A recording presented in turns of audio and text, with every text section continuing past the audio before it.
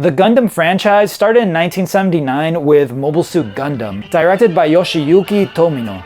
It wasn't an overnight hit though. The original series was nearly cancelled at one point due to low ratings at the beginning, but fans stuck with it, model kits known as Gunpla started selling, and a trilogy of compilation films based on that original series helped it take off. What made Gundam revolutionary at the time was that it redefined what mecha anime could be. Instead of the superpowered robots like the classic Mazinger Z, Gundam introduced the real robot genre. These machines weren't magical. They were military tech, weapons of war, and the stories about victory, they were about survival. Gundam showed us that war has consequences, that even heroes make mistakes, that ideology, politics, and emotion all shape conflict. It wasn't good versus evil, it was everyone thinks they're right. And you see that in each series. You get the different points of view from each warring faction or military group involved and the effects that their actions have on the daily lives of everyday people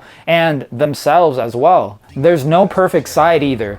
Both have well-intended and malicious figures. No one is 100% perfect here. It comes down to different goals that clash. This was present from the get-go all the way back in 1979 and is still there today. Something that had me watching the original series all the way through in most recent years, even with the outdated animation. At the center of the very first Gundam series was a teenager named Amuro Ray, one of anime's first reluctant heroes. Amuro is an ordinary young man thrown into extreme circumstances when he discovers the RX-78-2 Gundam, the Earth Federation's new prototype mobile suit model. Forced into the cockpit to survive, Amuro becomes a pilot who defines what it means to be a Gundam protagonist for every series going forward. His journey isn't about glory.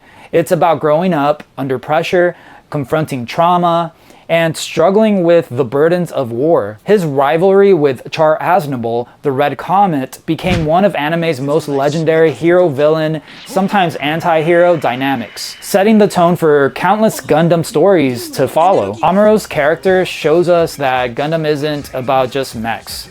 It's about the human beings who pilot them, their flaws, and their growth. The original series centers around the One-Year War, a brutal conflict between the Earth Federation and the Principality of Zeon. The Earth Federation is basically the central government trying to hold onto control over the space colonies. On the other hand, we have Zeon, militarized faction of rebel space colonies, declaring independence, claiming that spacenoids, humans born and raised in space, deserve autonomy and are superior to Earth-born humans.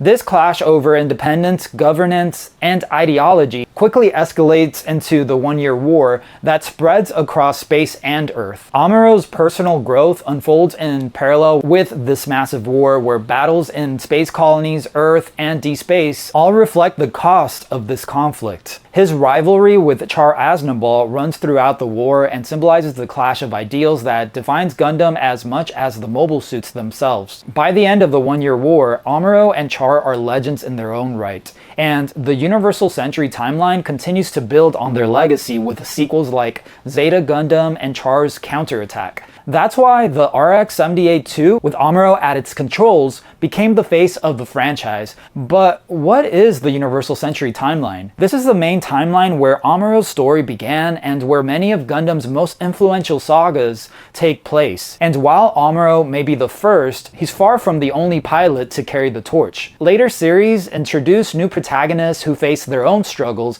and define Gundam in their own era. Beyond that, though, Gundam has many different tales that are told outside the main Universal Century canon, believe it or not.